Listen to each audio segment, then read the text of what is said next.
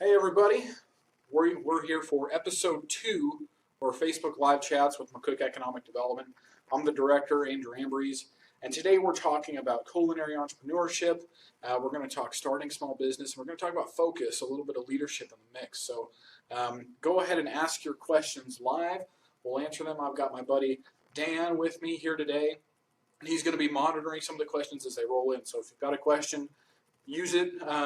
Put it in the comments section and we'll answer it right now live. So again, the reason we're doing this is to try and foster a little bit more engagement. So if you've got a question about anything business related, this is your opportunity to send it to us. So use the comments section. We'll keep doing things like this in the future. So if you've got those questions, you can send them in the message box or you can put them in the comments. So first question from Ben was about focus and the 80-20 rule. And that actually comes from a book, The One Thing. You see it right here. A book recommendation for all you guys out there that are interested in trying to narrow your focus and really get true results. So in particular, he was talking about the 80-20 rule. So the 80-20 rule is that 80% of your results come from 20% of your effort. And that's not saying that you only use 20% of your effort to try and garner results. It's saying that 20% of the things on your plate are the things that matter. So when you talk about all of the things that I need to do, I have a to-do list. And what I'm looking for is what are those, 2 or 3 things that if I do them, everything else becomes almost irrelevant. That will solve most all of my other problems. So, when you look at your to-do list, there are, so many things that say, I could do this, or I could do that, or I can do this, maybe this would help. But it's finding those 2 or 3 things that you should do. They are the big, hairy, audacious goals that take a lot of your time and effort in order to complete them. But once you get them done, they're that big monkey off your back. So what the 80-20 rule is saying, in that book in particular, The One Thing, is focus your efforts on those 1 or 2 things that are going to make everything else about your job or your life or your business that much easier. So that's the 80-20 rule. Thanks, Ben, for facilitating that conversation. Really great book. I'd highly recommend. I'll put it up one more time. The One Thing, Gary Keller, fantastic book. Highly recommend it. For anyone that's going to try and really make themselves more efficient with anything that has to do with work life. The next was a comment we got from Rob, and Rob was interested in how do you get a business off the ground? Well, there's a couple different answers to that question and some different interpretations. So where is the ground? Is the ground you're developing a product? Is the ground you are trying to market your product? Where is ground zero? So the quick answer to this is consult economic development or a small business development center. Or the Center for Rural Affairs. Those are some of those resources available to entrepreneurs. Not everyone has the answers right away when they get into something. So those resources are where you find your next questions, the next challenge to face to try and catapult your business into existence or catapult it into growth. So highly recommend you reach out to any of those organizations, but specifically any business. The cornerstone is your product. So you want to make sure you have a really great product before you go entering the market. Knock off brands and get rich quick scheme with any cheap products, that's not viable over a long term. If you're really trying to build a business that's going to lend itself to your local economy and to your community, you got to make sure that product is sound, it's battle tested, and that you really leave no doubt because your product is the best that it can possibly be. The next is your environment, the atmosphere. I go to restaurants quite a bit, and we'll reference that a little bit later. But restaurants are great product and great atmosphere and experience.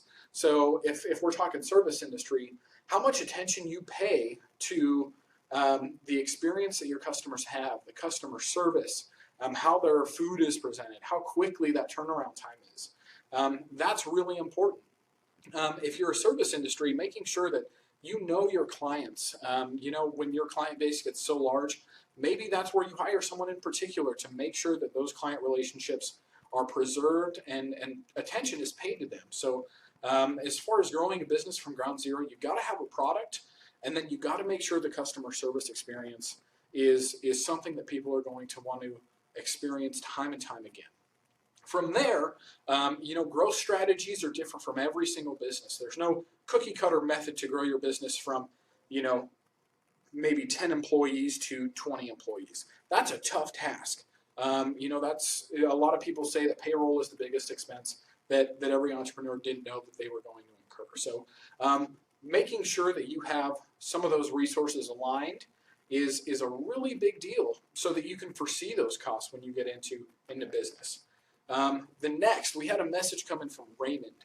And Raymond is really interested in culinary entrepreneurship. So culinary entrepreneurship is an interesting beast to tackle. So I would refer you to John Taffer, and if nobody out there knows who John Taffer is a leader in the bar and restaurant industry. If you've ever seen Bar Rescue, that's the guy we're talking about. So he puts out content on a lot of his social media channels, and I'll talk about social media channels here in a minute, but that is a great place to go for information regarding that industry in particular. John, he's been doing this for over 30 years, so I would go to him and get some of those tips and tricks. But culinary arts is no different than any other business. Make sure your product is sound and that the customer experience is something you hang your hat on. Raymond, I know you have an associate's in culinary arts, so go pursue that. If you're working a job right now, make that your side hustle. You got to put that hustle into that. You've got to spend time refining your craft, refining your idea, and use people around you to do so. So Ben, who I mentioned earlier, surrounds himself with at least 3 different kinds of people. Someone who's going to tell you it's a great idea, someone's going to tell you it's an awful idea, and someone else is going to be real with you and give you real feedback. So you've got to see your business from all angles and not be naive to what business actually is, and it's a cutthroat world. You're going to have to face a lot of different challenges, and that's why entrepreneurship isn't for everyone. Entrepreneurship is more so a mindset than just business ownership. And that's something that, entrepreneurship has this aura around it right now, that it is the limelight. Entrepreneurship is cool, but entrepreneurship isn't just, roses and Ferraris and money and all this stuff. Entrepreneurship is tough. Even here in McCook, you look around at some of these business owners, and they put in a ton of work, but they love what they do. And not every single business owner is apt for spreadsheets and finances and accounting. Those entrepreneurs have a passion for the business that they run. And that is what makes great entrepreneurs, is having a passion for your idea. So Raymond, if you've got a passion, go after it, chase it. And that goes for everybody that's watching right now. The last bit is social media. For all of you that are watching right now or going to watch after the live feed has ended, really think about how you get access to information. If you're an aspiring entrepreneur, go to Facebook, go to Instagram, go to Twitter, go to Snapchat, go to any social media channel that you see fit, and try and find some of those discussions that mention entrepreneurship. See what people are talking about. What are some of the past struggles? If you're thinking about going into restaurant ownership, definitely pick up content from John Taffer or Chef Brian Duffy or whoever is a leader in that industry and aligns what you want to do. Maybe you want to do Cajun food. Maybe you want to do Mexican food. Maybe you want to do classic bar, pub style food.